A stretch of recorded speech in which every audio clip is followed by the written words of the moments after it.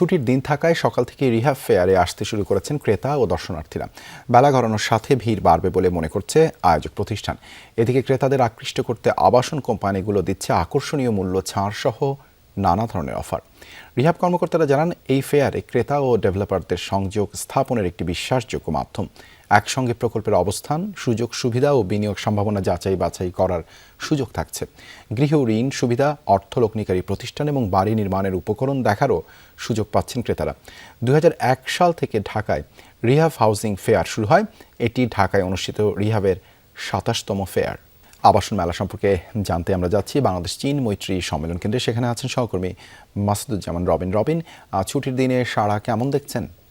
দেবাশিস, 27তম আসর আজ কিন্তু তৃতীয় দিন। প্রথম দুদিন কিন্তু বিভিন্ন রাজনৈতিক কর্মসূচি থাকা খুব বেশি ক্রেতা সমাগম ছিল না। তবে তৃতীয় দিনে তারা যে প্রত্যাশা করেছিলেন যে ছুটির দিনগুলোতে ক্রেতা বা দর্শনার্থীদের সমাগম বাড়বে, ঠিক তাই ঘটেছে। ঠিক মেলা শুরুর প্রধান ফটক খুলে দেওয়ার সাথে সাথেই কিন্তু ক্রেতারা এখানে ভিড় করেছেন এবং সকাল থেকেই কিন্তু ক্রেতারা আসছেন এবং এখানে যারা আয়োজক আছেন এবং যারা এখানে স্টলের প্রতিনিধিরা আছেন তারা বলছেন তারা ক্রেতাদের কাছ থেকে সাড়াও পেতে শুরু করেছেন।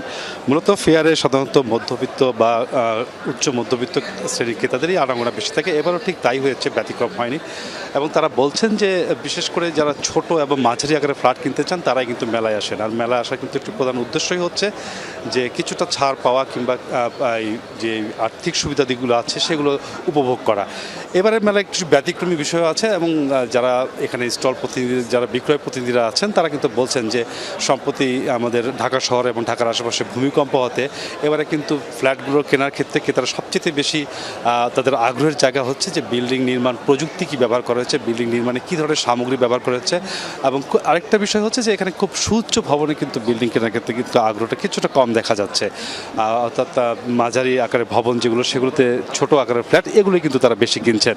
আর এখানে আরেকটা বিষয় হচ্ছে যে মেলাতে কিন্তু ফ্ল্যাট যারা নির্মাণ করছেন বা যারা আবাসন ব্যবসায়ী আছেন তারা কিন্তু বলছেন যে আর্থিক প্রতিষ্ঠানগুলোতে এখানে যারা সম্পৃক্ত হয়েছেন তারা কিন্তু বিভিন্ন স্টলগুলোর সাথে বা বিভিন্ন কোম্পানিগুলোর সাথে কী ধরনের আর্থিক সুবিধা ক্রেতা পেতে পারেন তারাও কিন্তু একটা যোগসূত্র করে দিচ্ছেন আয়োজকরা।